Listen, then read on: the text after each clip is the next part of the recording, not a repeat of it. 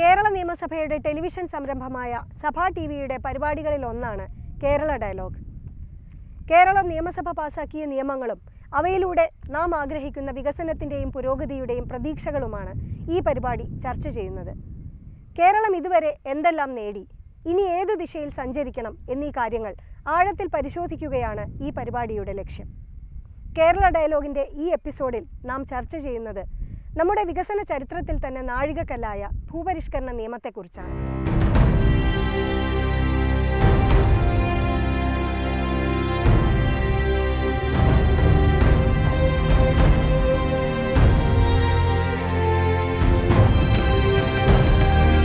മനുഷ്യ കേന്ദ്രിതമാണ് നമ്മുടെ ജീവിത വീക്ഷണങ്ങളും നിയമങ്ങളും. അത്തരമൊരു ജീവിത പരിപ്രേക്ഷ്യത്തിൽ ഭൂമി മനുഷ്യനെ അതിജീവിക്കാനും സ്വത്ത് സമ്പാദിക്കാനുമുള്ള ഒരു ഉപാധിയാണ്. പക്ഷേ പല കാലത്തായി അധികാരം കൈയാളിയ വ്യക്തികളുടെയും അവരുടെ പിൻതലമുറക്കാരുടെയും സംഘങ്ങളുടെയും കൈവശമാണ് ഭൂമി അത്രയും. 1104 നമ്പർ 2 വള്ളുവനാട് താലൂക്ക് മങ്കടപള്ളിപ്രാംശം വള്ളിക്കാപ്പറ്റ ദേശത്ത് നാറാണമംഗലത്ത് മനക്കൽ ദാമോദരൻ നമ്പൂതിരി മകൻ ഗൃഹകാര്യസ്ഥൻ ദാമോദരൻ നമ്പൂതിരി, മേപ്പടി താലൂക്ക് കടന്നമണ്ണ അംശം വെള്ളില ദേശത്ത് കൊണ്ടപ്രത്തിരിക്കും കുഞ്ഞമ്മു മകൻ കൃഷി കുഞ്ഞായമുട്ടിക്ക് എഴുതിക്കൊടുത്ത കാണാതാരം.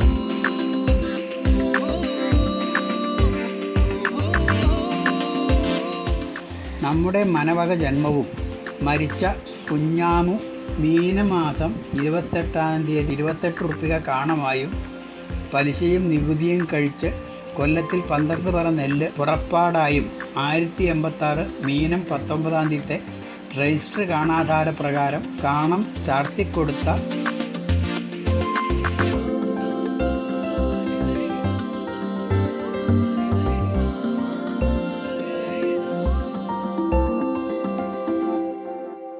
ഭൂപരിഷ്കരണ നിയമം 57 സർക്കാർ നടപ്പാക്കാൻ തുടങ്ങുമ്പോൾ, അത് 1970 പൂർണ്ണമായ നിയമമായി വരുമ്പോൾ 57 തുടങ്ങിയ രൂപത്തിലല്ല അത് അവസാനിച്ചത്. തൊട്ട് മുമ്പത്തെ വർഷം പ്രസിഡൻറ്റിൻ്റെ അനുമതി കിട്ടി. 64 ഭൂപരിഷ്കരണ നിയമം വരുന്നത്. അന്ന് തീർച്ചയായിട്ടും അത് വളരെ റാഡിക്കലായിട്ടുള്ളൊരു നിയമനിർമ്മാണം തന്നെയായിരുന്നു എന്നുള്ളൊരു യാതൊരു സംശയവുമില്ല. പരമ്പരാഗതമായിട്ട് ഭൂവുടമകളായിരുന്നവരും അല്ലെങ്കിലും അതേമാതിരിയുള്ള സോഷ്യൽ വിഭാഗത്തിലുള്ളവരുടെ എതിർപ്പ് കാരണം ഈ ബില്ല് ആദ്യം പാസ്സാക്കാൻ പറ്റിയില്ലല്ലോ. പിന്നെ അത് നീണ്ടുപോയി 71 അച്യുതമേനോൻ മന്ത്രിസഭ അത് പാസ്സാക്കിയത്. ലാൻഡ് കോസ്റ്റ് ഭൂപ്രശ്നം എന്ന് പറയുന്നത് മറ്റു പല പ്രശ്നങ്ങളുടെയും മാതിരി അത് തുടരുന്നൊരു പ്രശ്നമല്ല. അവിടെ ഒരു പ്രത്യേക ഘട്ടത്തിൽ ഒരു അതിർത്തി വെച്ചിട്ട് അവസാനിക്കുന്ന പ്രശ്നമല്ല. മനുഷ്യനും ഭൂമിയും തമ്മിലുള്ള ബന്ധം എന്ന് പറയുന്നത് തന്നെ ഒരു ചരിത്രാതീത കാലം മുതൽ തന്നെ ഉള്ളതാണ്. എൻ്റെ മണ്ണേ എൻ്റെ മണ്ണേ എൻ്റെ മണ്ണേ എൻ്റെ മണ്ണെൻ്റെ മണ്ണെൻ്റെ മണ്ണേ എൻ്റെ മണ്ണെൻ്റെ മണ്ണെൻ്റെ. ഭൂമിക്ക് മേൽ അധികാരമില്ലാത്ത ഒരു മഹാഭൂരിപക്ഷം ജനത സമൂഹത്തിൽ രണ്ടാംകിട പൗരന്മാരായി ജീവിക്കുന്നു. എൻ്റെ മണ്ണെൻ്റെ മണ്ണെൻ്റെ മണ്ണേ എൻ്റെ മണ്ണെൻ്റെ മണ്ണെൻ്റെ മണ്ണേ. ആരാണ് ഭൂമിയുടെ അവകാശികൾ എന്ന ചോദ്യം മനുഷ്യ സമൂഹത്തിനകത്തു നിന്നുകൊണ്ടും ഒപ്പം സകല ജീവജാലങ്ങളുടെയും പക്ഷത്തു നിന്നുകൊണ്ടും നാം ചോദിക്കേണ്ട സമയം അതിക്രമിച്ചിരിക്കുന്നു. കേരളം ആ ചോദ്യം ചോദിക്കാൻ തുടങ്ങിയത് 1930കളിൽ സോഷ്യലിസത്തിന്റെയും തുടർന്ന് കമ്മ്യൂണിസ്റ്റ് പാർട്ടിയുടെയും വളർച്ചയോടെയാണ്. മലയപ്പുലയനാമാടത്തിൻ മുറ്റത്തു മഴ വന്ന നാളൊരു വാഴ നട്ടു, മനതാരിലാശകൾ പോലതിലോരോരോ മരതക കൂമ്പു പൊടിച്ചു വന്നു, അരുമക്കിടങ്ങളിൽ അതിനെ. കുട്ടനാട്ടിലെ ചിത്തിരപ്പള്ളി കായൽ രാജാവ് മുരുക്കൻ പണിതീർത്ത ദേവാലയം. കുട്ടനാട്ടിൽ മുരുക്കനെ പോലുള്ള വൻകിട ജന്മിമാർ അന്നൊക്കെ ഭരണാധികാരികളുടെ പിന്തുണയോടെ ആയിരക്കണക്കിന് ഏക്കർ കായൽ നിലം മണ്ണു കുത്തിയെടുത്ത് ബണ്ട് കെട്ടി നെൽകൃഷിയിടങ്ങളാക്കി. മരമെല്ലാം പൂത്തപ്പോൾ കുളിർ കാറ്റു വന്നപ്പോൾ മലയന്റെ മാടവും പൂക്കൾ ചൂടി. കർഷക തൊഴിലാളികൾ ഒരവകാശവുമില്ലാതെ കടുത്ത പട്ടിണിയിലും ദാരിദ്ര്യത്തിലും ഈ മണ്ണിൽ നിത്യേന അധ്വാനിച്ചു ജീവിച്ചു തീർത്തു. ഇതിനൊക്കെ പ്രതികാരം ചെയ്യാതടങ്ങുമോ ജന്മി മാത്രം ലാഭമെടുത്ത ആ കാലത്തിന്റെ ഓർമ്മപ്പെടുത്തൽ പോലെ വിജനമായ ഒരു തുരുത്തിൽ ഭൂതകാലത്തിലെന്ന പോലെ ചിത്തിരപ്പള്ളി നിലകൊള്ളുന്നു. പോകുന്ന വള്ളത്തേലാണ്. വള്ളം പിടിച്ച് പെണ്ണുങ്ങൾ നമ്മൾ തുഴഞ്ഞ് അവിടെ ചെന്ന് അടുക്കുക.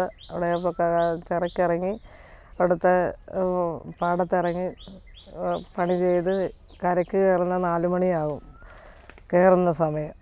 ഉച്ച സമയമുണ്ട്, 12 മണിയാകുമ്പോൾ കയറിയിട്ട് 1 മണിക്കൂർ ഒന്നിലെ വെയിലത്ത് തന്നെ ഇരിക്കുക. ഒത്തിരി ദൂരം ഉണ്ടെങ്കിൽ നമുക്കത് പറ്റത്തില്ലല്ലോ. നടന്ന് ചിറക്ക് ചെല്ലുമ്പോൾ 1 മണിയാകും. പിന്നെ നമ്മളവിടെ നിന്ന് തിരിച്ച് വരുന്ന സമയം. അങ്ങനെയൊക്കെ കൊടി വെക്കുന്ന സമയത്ത് 4 മണിയാകുമ്പോൾ കൊടി വെക്കി അങ്ങനെ കയറി വീട്ടിൽ വരുമ്പോൾ 6 മണിയൊക്കെ ആകും.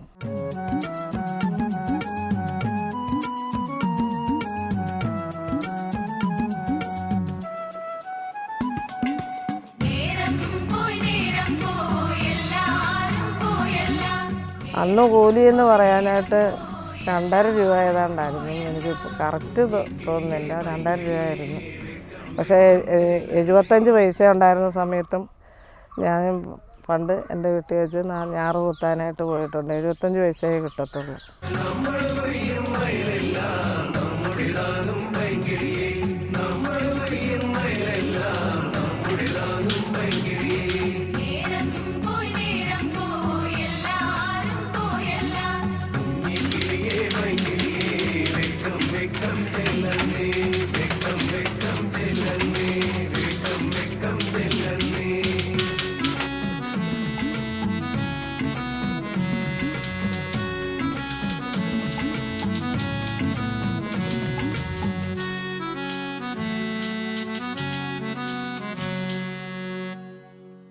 നമുക്ക് തിരിച്ചൊന്നും പറയാൻ പറ്റത്തില്ല. കൂലി കൂടുതൽ ചോദിക്കാൻ പറ്റത്തില്ല.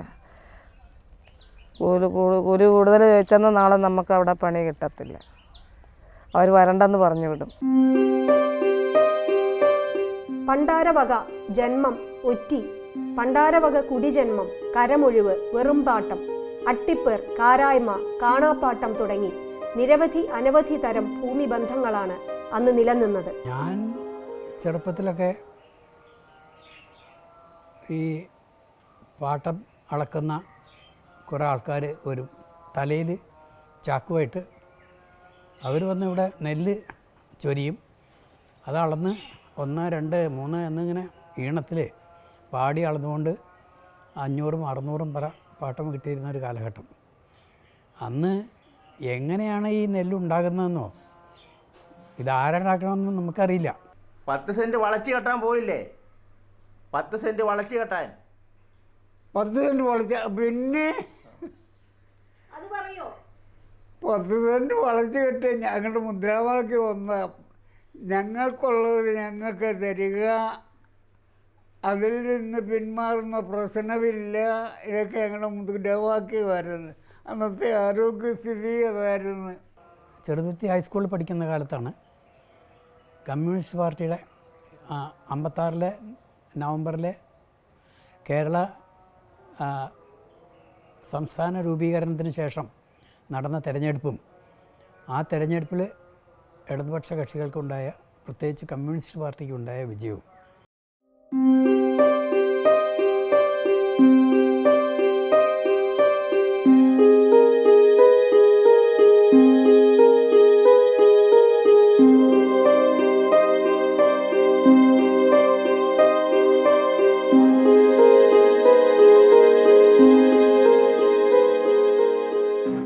EMSൻ്റെ നേതൃത്വത്തിൽ വന്ന ഗവൺമെൻറ്റാണ് ഈ സമ്പ്രദായം, പാട്ട സമ്പ്രദായം, കൃഷി ഇറക്കുന്നവന് അതിന്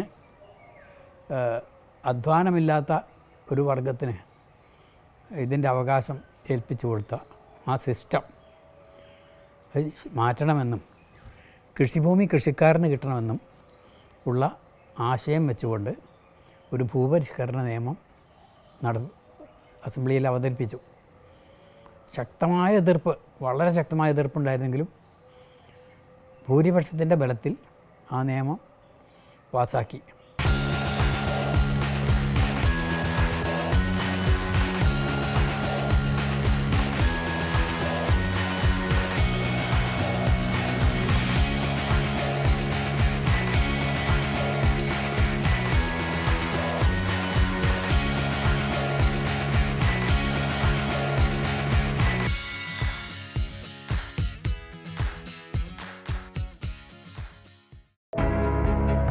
ജനജീവിതത്തെ നിർണയിക്കുന്ന നിയമങ്ങൾ അറിയാം. നിയമങ്ങൾ നാടിനു വേണ്ടി പുതുക്കാം. സഭാ TV അവതരിപ്പിക്കുന്നു കേരള ഡയലോഗ്.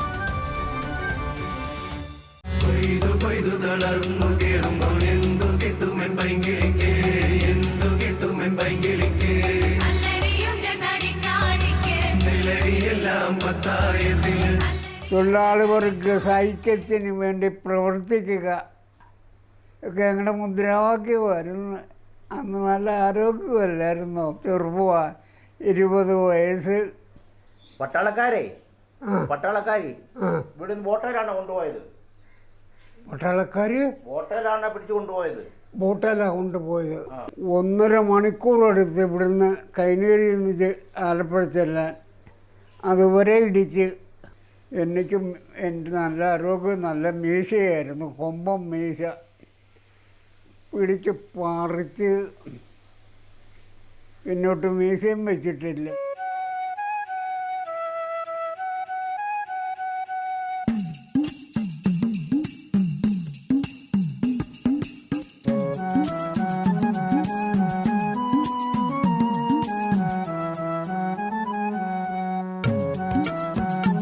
ഈ 64 വന്ന നിയമത്തിന് മുമ്പ് തന്നെ കേരളം ഒരു ഭൂപരിഷ്കരണ നിയമത്തിന് വേണ്ടി ശ്രമിച്ചിരുന്നു.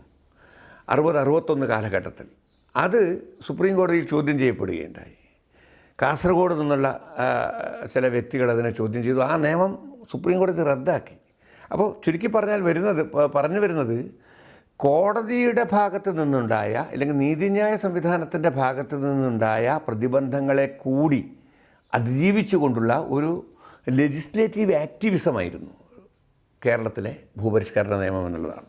അപ്പോൾ അതിൻ്റെ ഒരു സർഗാത്മകത, അതിൻ്റെ ഒരു ജൈവികമായിട്ടുള്ള സ്വഭാവം അത് നിലനിർത്തിക്കൊണ്ട് തന്നെയാണ് ഇന്ന് ഒരു പക്ഷേ നമ്മുടെ ഭൂപരിഷ്കരണ നിയമം മതിയായിരുന്നതാണോ, അല്ലെങ്കിൽ അതിൽ മാറ്റങ്ങൾ ആവശ്യമുണ്ടോ, ഇല്ലെങ്കിൽ ഇന്നത്തെ പുതിയ കാലഘട്ടത്തിൻ്റെ പ്രശ്നങ്ങൾ, അത് ഉന്നയിക്കുന്ന പ്രതിസന്ധികളെ അഭിമുഖീകരിക്കാൻ നമ്മുടെ ഭൂപരിഷ്കരണ നിയമം സ്വയം സജ്ജമാണോ എന്നുള്ള കാര്യം. 1939 അന്നത്തെ മദിരാശി സർക്കാരിൻ്റെ കീഴിൽ അവിടുത്തെ MLA-മാരുടെ ഒരു committee, Malabar tenancy commission, Kuttikrishna Menon commission, ആ കുട്ടിക്കൃഷ്ണമേനോൻ കമ്മീഷനിൽ അംഗമായിരുന്നു EMS. ആ EMS അന്ന് 39 എഴുതിയിട്ടുള്ള ആ കമ്മീഷൻ്റെ മെജോറിറ്റി റിപ്പോർട്ടിന് എതിരായിട്ടൊരു ഡിസെൻഡിങ് നോട്ടുണ്ട്. ആ ഡിസെൻഡിങ് നോട്ടിൽ കേരളത്തിലെ കാർഷിക പ്രശ്നത്തിൻ്റെ കാതൽ എന്ന് പറയുന്ന പാട്ട വ്യവസ്ഥയാണ്. ആദ്യമായിട്ടാണ്, അതിനുമുമ്പ് ആരും പറഞ്ഞിട്ടില്ലാണ്.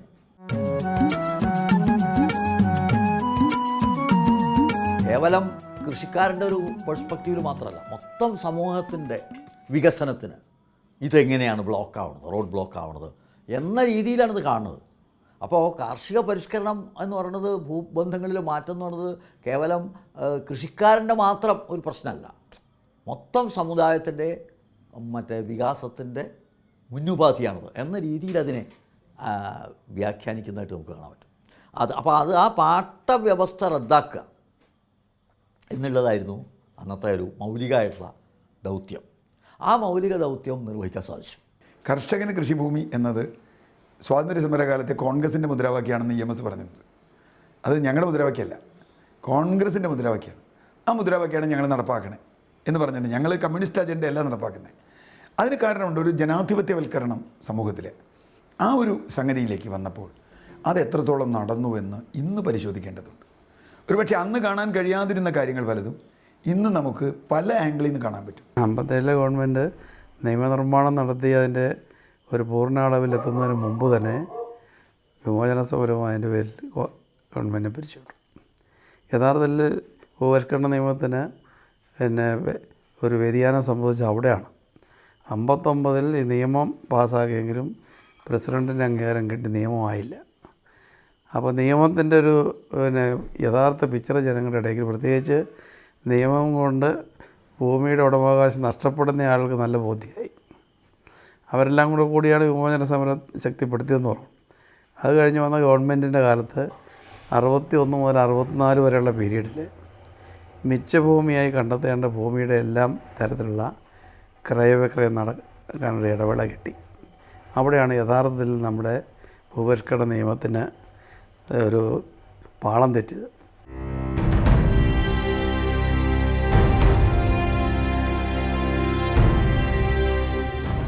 ഇതിനിടെ സുപ്രീം കോടതിയിലും ഹൈക്കോടതിയിലും ഈ നിയമം ചോദ്യം ചെയ്യപ്പെട്ടു.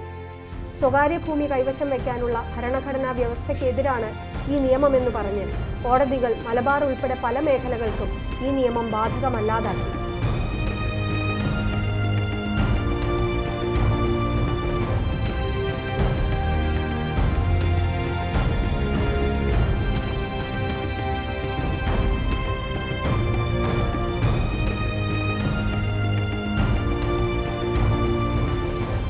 തുടർന്നു ഭരണത്തിൽ വന്ന ആർ ശങ്കർ മന്ത്രിസഭയുടെ കാലത്ത് 1963 കോടതി വിധികളിലൂടെ നേരത്തെ തന്നെ ദുർബലമായി തീർന്ന കേരള ഭൂപരിഷ്കരണ നിയമം പാസ്സായി. അന്ന് കണ്ടെത്തിയിരുന്ന ഭൂമി മുഴുവൻ ഏറ്റെടുക്കാൻ കഴിഞ്ഞിരുന്നെങ്കിൽ ഒരുപാട് ആൾക്ക് എന്നുവെച്ചാൽ ഭൂപരിഷ്കരണ നിയമം കൊണ്ട് ഇപ്പം ഫലത്തിൽ കിട്ടിയത് അന്ന് ഭൂമി കൈവശം ഉണ്ടായിരുന്ന പാട്ടത്തിനും വാരത്തിനും എടുത്തിരുന്ന കൃഷിക്കാർക്ക് അതിൻ്റെ ഉടമാവകാശം കിട്ടി. അതിൻ്റെ ഒരു വില 25 വർഷത്തും കൊണ്ട് പല ഗഡുക്കളായി ജന്മിക്ക് കൊടുക്കണം. അതൊരു ആ വിഭാഗത്തിനാണ്. പക്ഷേ അവരുടെ എല്ലാം ജന്മിമാരുടെ കയ്യിലിരുന്ന മിച്ച ഭൂമി ഏറ്റെടുത്ത് ഭൂമിയില്ലാത്ത കർഷകത്തൊഴിലാളികൾക്ക് വിതരണം ചെയ്യാൻ. ഇപ്പോൾ ദളിത് ആദിവാസി എന്നൊക്കെ പറയുന്നതെല്ലാം ആ പട്ടികയിൽ വരേണ്ടതാണ്. കൊടുക്കാൻ കഴിയുമായിരുന്ന ഭൂമിയുടെ യഥാർത്ഥത്തിൽ വിതരണം ചെയ്യാൻ കഴിയാത്ത സ്ഥിതിയുണ്ട്. ഈ 59-നും 64-നും ഇടയിൽ ഇപ്പോൾ പട്ടയം കൊടുക്കുന്ന 64-ലെ ഭൂപരിഷ്കരണ ഈ അസൈൻമെൻറ്റ് ആക്ടിൻ്റെ അടിസ്ഥാനത്തിൽ ചട്ടം അനുസരിച്ച് ഈ ചട്ടം രൂപീകരിക്കുന്നവരെയുള്ള കാലയളവിൽ ഭൂമിയുടെ ക്രയവിക്രമം വലിയ തോതിൽ നടന്നു. അത് കഴിഞ്ഞ് 67-ലെ സപ്തകക്ഷി ഭരണ ഗവൺമെൻറ് കാലത്ത് സമഗ്രമായി ഭൂപരിഷ്കരണ നിയമം കൊണ്ടുവരികയും അത് പാസ്സാക്കുകയും ചെയ്തു.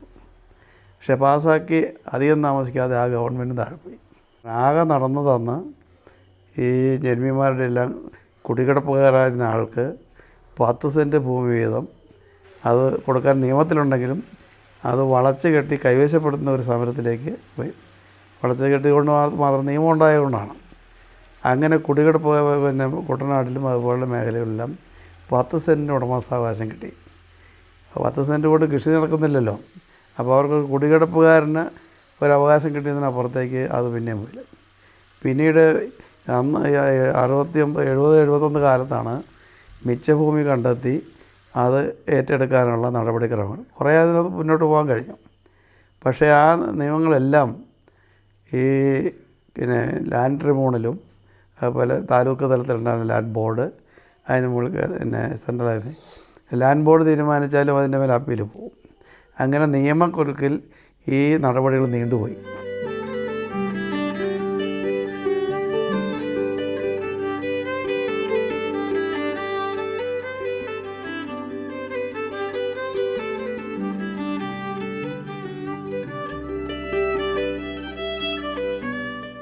ഒരുപാട് വിപ്ലവങ്ങൾ സൃഷ്ടിച്ച നിയമം തന്നെയായിരുന്നു. പ്രത്യേകിച്ച് നിയമത്തിലെ 72-74 വകുപ്പുകൾ.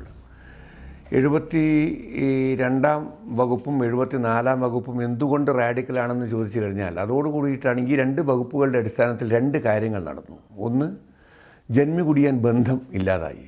2, മിച്ചഭൂമി സർക്കാരിലേക്ക് നിയമപ്രകാരം തന്നെ സിദ്ധിക്കപ്പെടുന്ന അവസ്ഥയുണ്ടായി. ഈ 2 മാറ്റങ്ങൾ മറ്റ് പല സംസ്ഥാനങ്ങളിലും നടന്ന ഭൂപരിഷ്കരണത്തെ നിയമങ്ങളെ അപേക്ഷിച്ച് നമ്മുടെ നിയമത്തെ വളരെയധികം അടിസ്ഥാനപരവും അതുപോലെ റാഡിക്കലും ആക്കി മാറ്റിയെന്നുള്ളതാണ്. പക്ഷേ അന്ന് പോലും ഇതിൻ്റെ നടത്തിപ്പിൽ ചില പാളിച്ചകൾ വന്നതുമായി ബന്ധപ്പെട്ടിട്ടുള്ള വിമർശനങ്ങൾ ഉയർന്നു എന്നുള്ളതാണ്.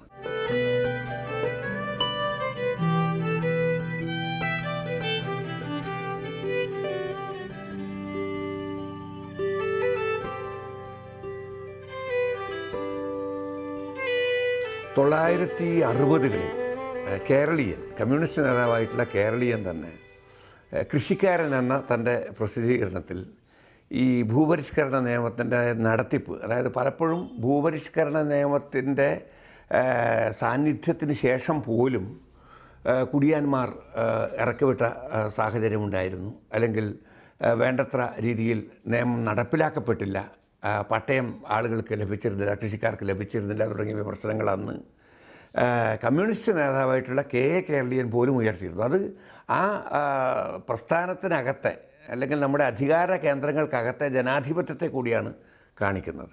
ഭൂപരിഷ്കരണം കേരളത്തിലൊരു ഒരു ഗെയിം ചേഞ്ചറായിരുന്നു. ഒരു ഭയങ്കരമായ ഒരു വിജയം തന്നെയായിരുന്നു. അതിൽ യാതൊരു തർക്കവുമില്ല.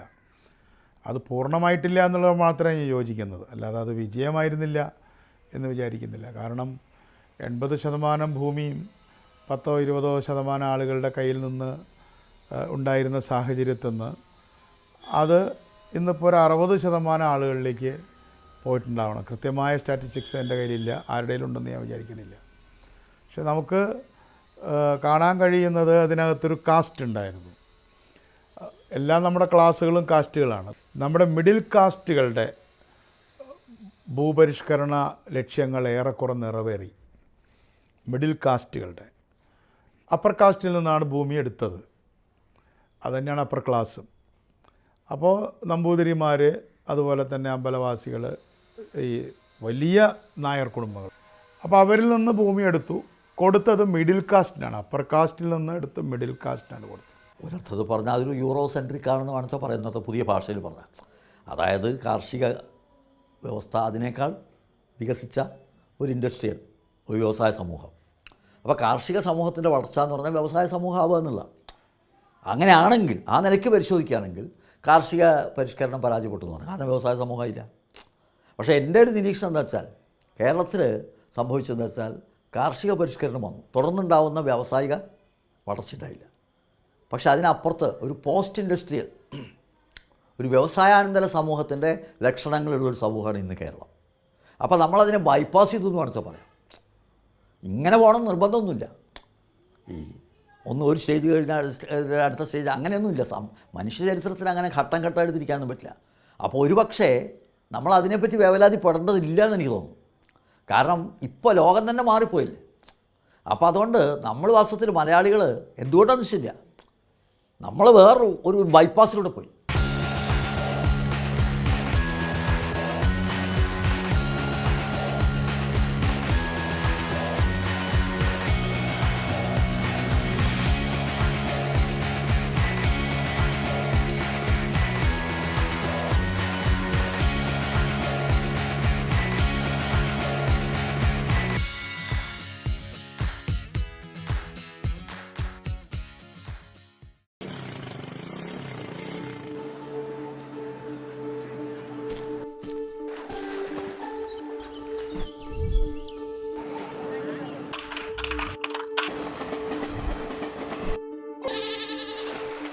കുടിവെള്ളത്തിൻ്റെ ഒരു ശാശ്വതമായ പരിഹാരമാണ് നമ്മൾ ഉദ്ദേശിക്കുന്നത്. താഴെത്തട്ടിലുള്ള ആളുകൾക്ക് സംസാരിച്ചു കൊണ്ടുവരാൻ കഴിയും. അവർക്ക് നല്ല വിദ്യാഭ്യാസം കൊടുക്കുക. ഇത് ഒരു കാർഷിക മേഖലയാണ്.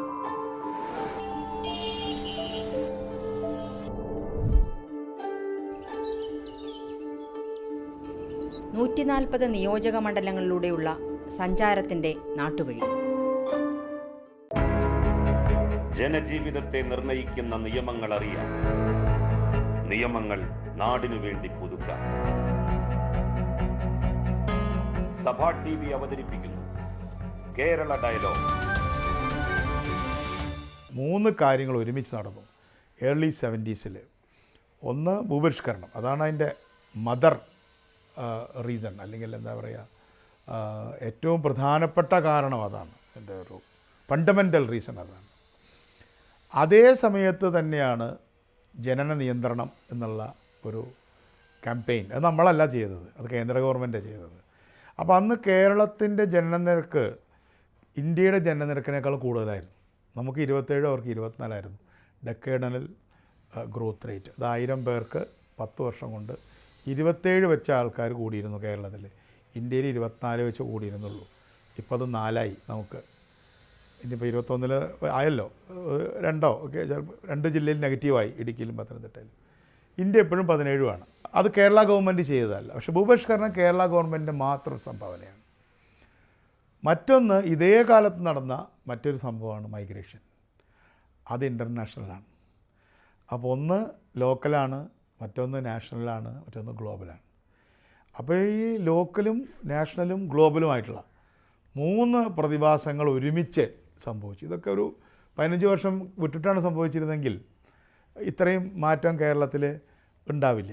80 ശേഷം കേരളത്തിലെ ഭൂപരിഷ്കരണത്തെക്കുറിച്ച് കേരളത്തിൽ ചർച്ചയെ വന്നിട്ടില്ല. രാഷ്ട്രീയ മണ്ഡലത്തിൽ ചർച്ചയില്ല. പിന്നെ ആ ചർച്ച ഉയർത്തിക്കൊണ്ടുവരുന്നത് ആദിവാസികളും ദളിതരുമാണ്. അത് മുത്തങ്ങയിലും ചെങ്ങറയിലും ഇപ്പോഴത്തെ ഓവരിമലയിലും എല്ലാ സ്ഥലങ്ങളിലും ഭൂമിക്ക് വേണ്ടി യഥാർത്ഥത്തിൽ അവകാശികളായിരുന്ന ആളുകൾ അവർക്ക് ഭൂമി കിട്ടിയില്ല എന്ന സത്യം തിരിച്ചറിയുന്നത് കേരളീയ പൊതുസമൂഹം വളരെ വൈകിയാണ്. ഈ മിച്ചഭൂമിയിലുണ്ടായ മാറ്റം. രണ്ടാമത് ഇപ്പോൾ ചർച്ച ചെയ്യുന്ന പ്രധാനപ്പെട്ട ഒരു വിഷയം എസ്റ്റേറ്റുകളുമായി ബന്ധപ്പെട്ടാണ്. എസ്റ്റേറ്റുകൾ വിദേശ എസ്റ്റേറ്റുകളാണ്, അത് ഏറ്റെടുക്കണം എന്ന ഗൗരിയമ്മയെ പോലുള്ളവർ ശക്തമായി വാദിച്ചു എന്നാണ് നിയമസഭാ രേഖകൾ പറയുന്നത്. അതെന്തുകൊണ്ട് നടന്നില്ല? 70കളിൽ നിയമം നടപ്പായപ്പോൾ എസ്റ്റേറ്റുകളെ സംരക്ഷിച്ചുകൊണ്ടുള്ള നിയമമാണ് വന്നത്. അന്നത് അനിവാര്യമായിരുന്നു. പ്ലാന്റേഷൻ എന്ന് പറയുന്നത് കൃഷിയല്ല ഇൻഡസ്ട്രിയാണെന്നുള്ള കോൺസെപ്റ്റ് അത് ശരിയാണല്ലോ. പ്ലാന്റേഷൻ ഇൻഡസ്ട്രി തന്നെയാണല്ലോ. അപ്പോൾ ആ ഇൻഡസ്ട്രിയുടെ പ്രശ്നവും ഈ കാർഷിക പ്രശ്നം ഒന്നല്ല, അത് രണ്ടായിട്ട് കാണണം. രണ്ട് ഭൂമിയാണെന്ന് പറഞ്ഞിട്ട് കാര്യമില്ല. അതുകൊണ്ട് രണ്ടായിട്ട് തന്നെ കണ്ടത്. അപ്പോൾ ഈ കൃഷിയും ആയിട്ട് ബന്ധപ്പെട്ട ഭൂമി, പിന്നെ കുടികിടപ്പ്, ഈ പ്രശ്നമാണ് ആ ഭൂപരിഷ്കരണത്തിൽ പ്രധാനമായിട്ട് വരുന്നുള്ളൂ. അതിൻ്റെ ഫ്രെയിമിന് പുറത്താണ്. പക്ഷേ ഇന്ന് നമുക്ക് ആ കാര്യങ്ങളൊക്കെ വീണ്ടും റീവിസിറ്റ് ചെയ്യേണ്ടി വരും. ഈ തോട്ടം മേഖല തകരുന്നു, തോട്ടം മേഖല ഭൂമിയൊക്കെ മറ്റു കാര്യങ്ങൾക്ക് വേണ്ടി റിയൽ എസ്റ്റേറ്റുകാർ ഉപയോഗിക്കുന്നു എന്നൊക്കെയുള്ള പ്രശ്നങ്ങൾ, അതിനൊക്കെ ഗൗരവമായിട്ട് ധീരമായിട്ട് പരിശോധിക്കാനും ഉചിതമായ നടപടികൾ എടുക്കാനും സർക്കാരുകൾക്ക് സാധിക്കേണ്ടതുണ്ട്. അതിന് സർക്കാരുകളൊക്കെ പ്രേരിപ്പിക്കുകയും നിർബന്ധിക്കുകയും ചെയ്യുന്ന രീതിയിലുള്ള മൂവ്മെൻറ്റുകൾ വളർന്നു വരുന്നുണ്ട്. അതാണ് നമുക്കില്ലാത്ത. സർക്കാരുകൾ തയ്യാറാവുന്നില്ല എന്ന് മാത്രമല്ല, ഈ പുതിയ കാലത്തിൻ്റെ പ്രശ്നങ്ങളെ, ഭൂപ്രശ്നത്തെ തിരിച്ചറിയാനും അഭിസംബോധന ചെയ്യാനും അത് പരിഹരിക്കാനുള്ള പ്രക്ഷോഭങ്ങൾ, സമരങ്ങൾ വളർത്തിയെടുക്കാനുള്ള മൂവ്മെൻറ്റ് വേണ്ടത്ര വളർന്നു.